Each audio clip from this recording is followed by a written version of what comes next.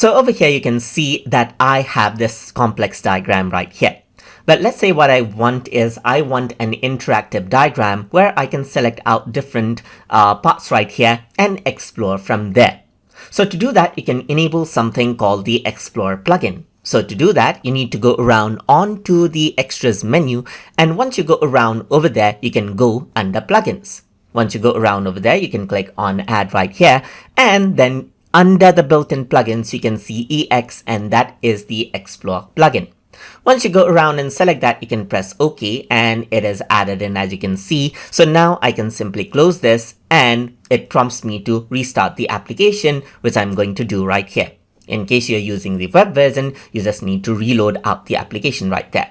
So this is what you have, and I'm just going to go around and open out the example file right here. So I'm just going to go around, and here you can see this is the example that we have, and there you go. So now in order to use the Explorer plugin, which is active, and you can see it by going around over here onto the plugin section right here.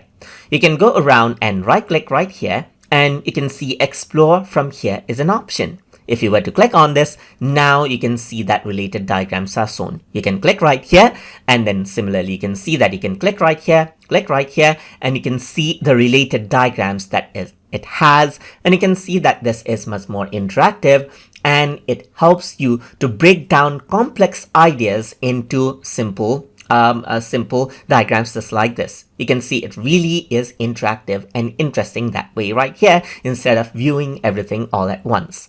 And that is how you can utilize the Explore plugin inside of diagrams.net.